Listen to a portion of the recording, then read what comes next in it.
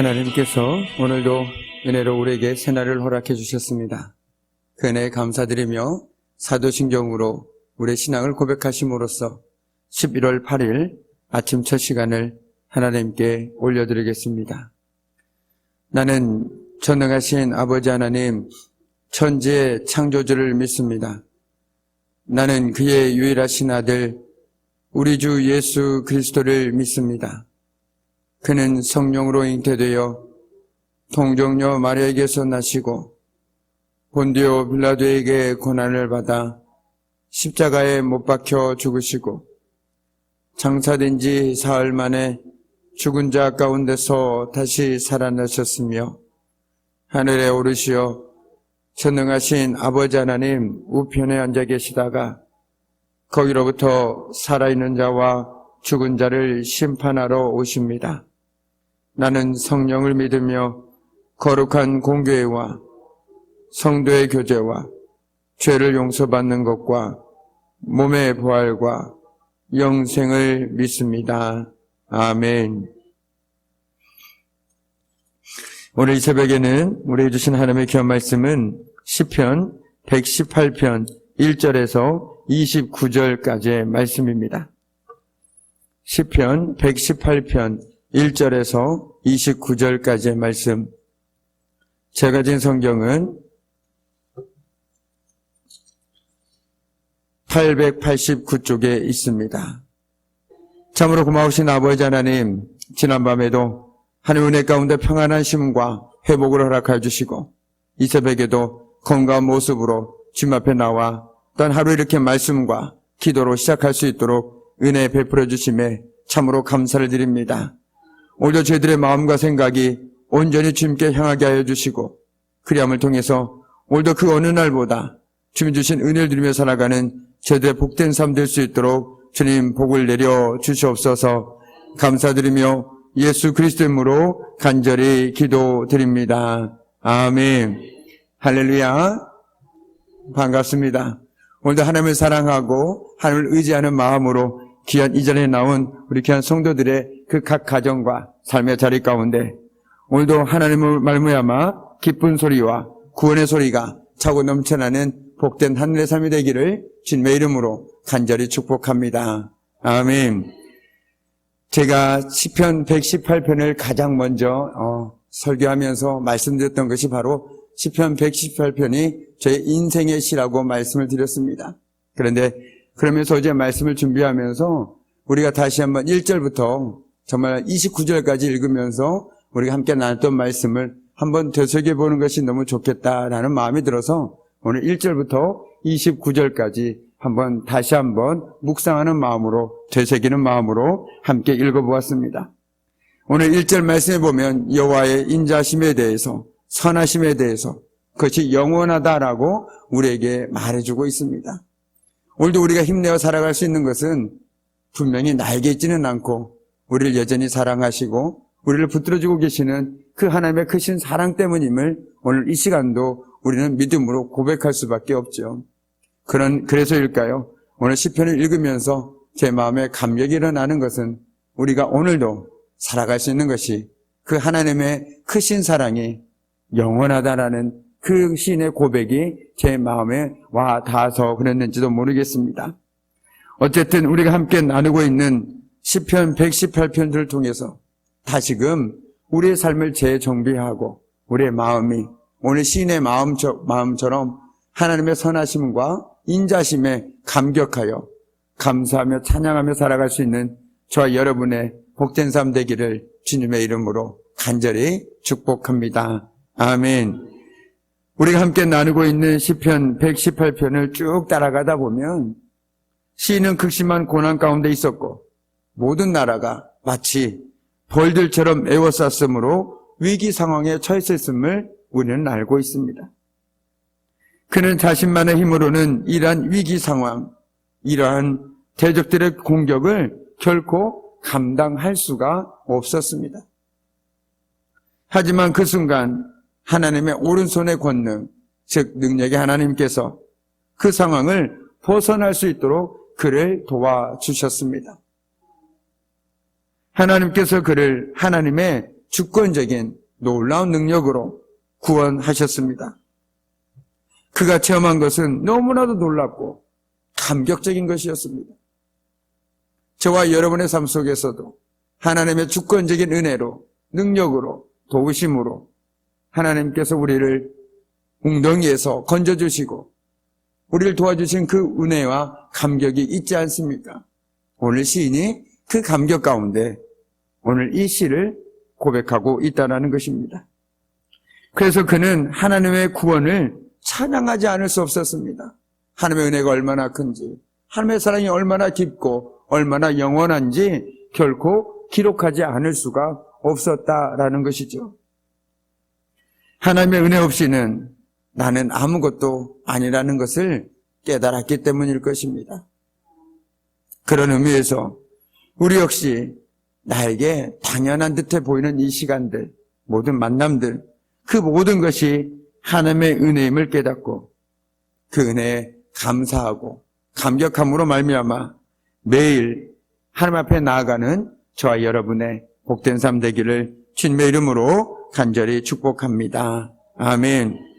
우리 성전 문 밖에서 시작된 이제 시인의 찬양은 이제 성전 뜰 안으로 들어가게 됩니다.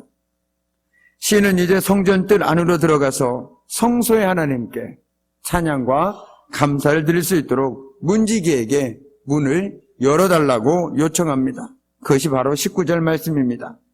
내게 의의 문들을 열지어다. 내가 그리로 들어가서 여호와께 감사리로다 라고 말하고 있습니다.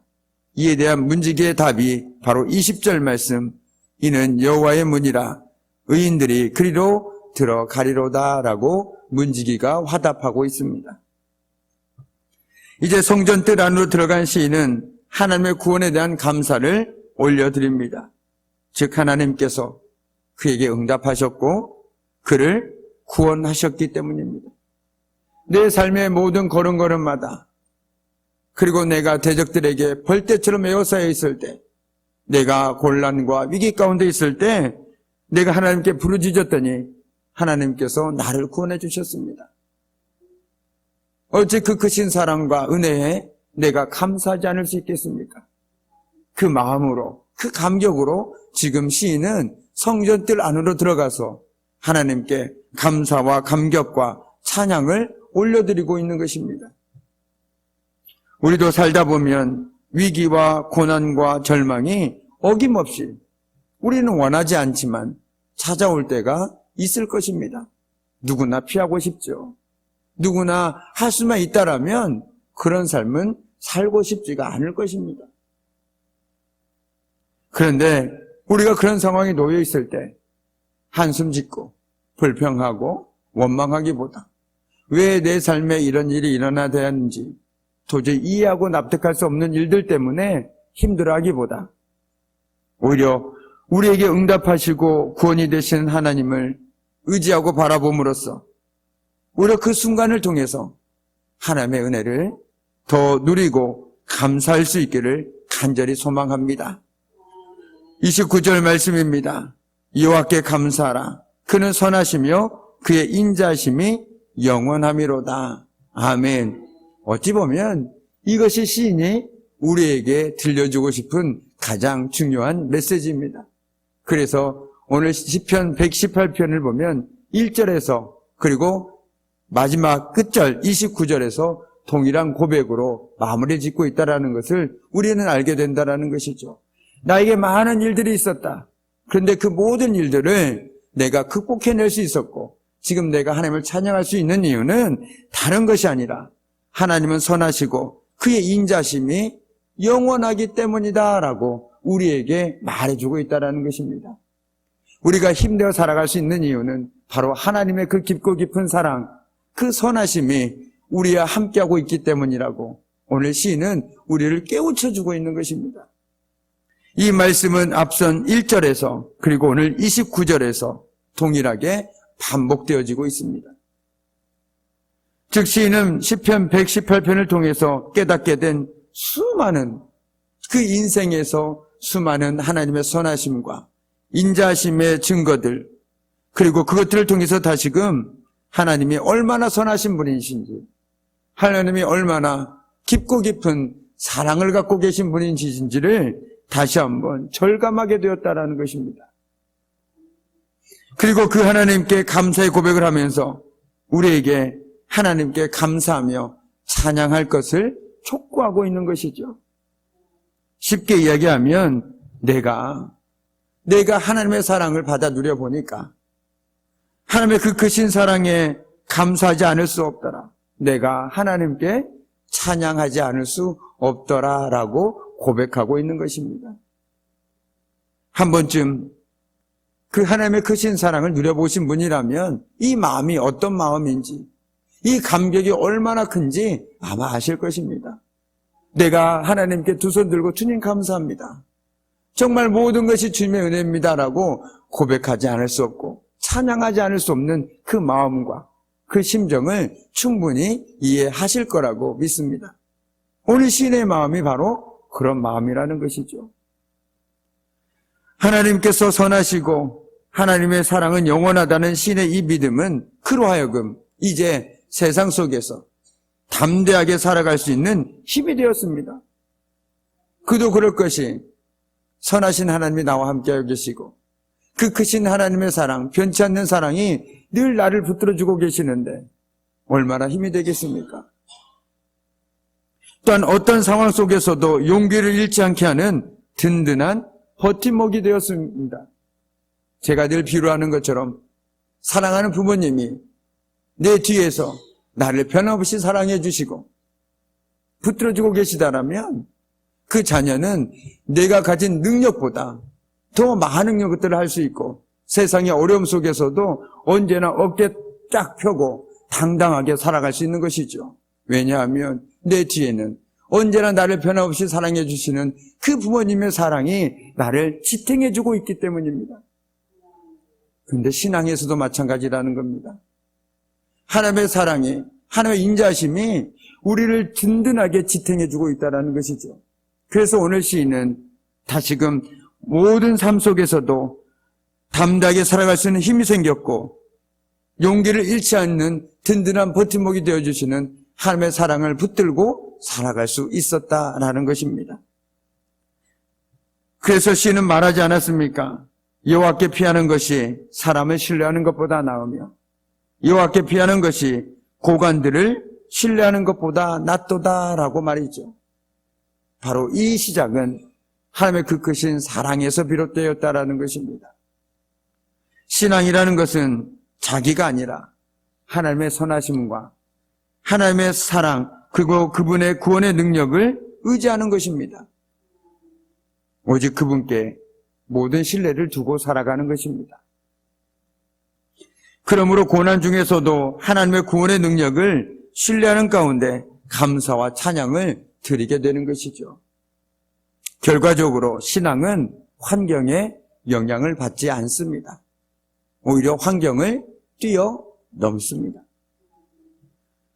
왜냐하면 나를 의지하는 것이 아니라 하나님의 능력의 손길과 하나님의 그 크신 사랑을 붙들고 살아가는 것이 바로 우리의 신앙생활 아니겠습니까? 그러니 우리는 환경에 넘어지는 것이 아니라 하나님의 환경을 뛰어넘게 되는 것이죠. 그럼으로써 오히려 그 역경 가운데서 두려움과 염려와 괴로움과 그 모든 상황 가운데서 하나님의 사랑을 통해서 평안을 누리게 되는 것입니다. 우리 똑같이 슬픔을 당합니다. 괴로움을 당합니다. 두려움 가운데 있습니다. 그러나 우리는 우리의 마음은 늘 평안해라는 그 찬송가처럼 늘 평안할 수 있는 이유는 우리의 마음 속에, 우리의 삶 속에 하나님의 인자하심과 하나님의 그 크신 사랑이 늘 함께하고 계시기 때문이라는 것이죠. 오늘 시인은 우리가 잘 알고 있는 것처럼 매우 힘들고 험난한 인생을 살아온 사람입니다. 누구는 이 사람을 다윗이라고도 합니다. 그런데 모르겠습니다. 그 사람이 다윗이든 누군가이든 그것은 중요하지 않은 것 같습니다. 더 중요한 것은 그럼에도 그가 험난한 인생길에서 하나님을 붙들고 살아갈 수 있다라는 믿음의 사람이었다라는 것이 훨씬 더 중요한 이유이겠지요. 그가 이처럼 하나님의 선하심과 인자하심을 감사할 수 있었던 것은 이것이 시인에게 세상의 어떤 힘과 도움보다도 든든한 버팀목이 되었기 때문입니다. 우리 삶에도 하나님의 선하심과 인자하심이 영원히 함께하고 있다는 것을 잊지 않아야 하겠습니다.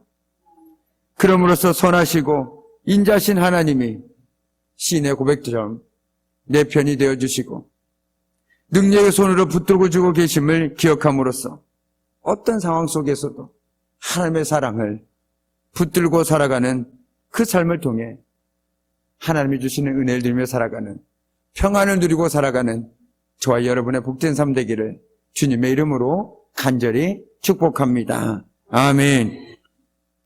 이제는 우리 주 예수 그리스도의 은혜와 아버지 하나님의 그 무한하신 사랑하심과 성령님의 사귐과 임재와 다스리심이 영원히 변하지 않는 그 하나님의 선하심과 그 크신 사랑을 의지하여 오늘도 믿음으로 살아가기를 결단하는 우리 귀한 성도들의 삶과 그들의 가정과 일터와 사업장 위에 사랑하는 자녀들 위에 그리고 오늘 이 새벽에도 믿음으로 하나님께 올려드리는 그 모든 기도 제목들 하나하나마다 위에 이제부터 영원토록 함께 하시기를 간절히 축원하옵나이다. 아멘.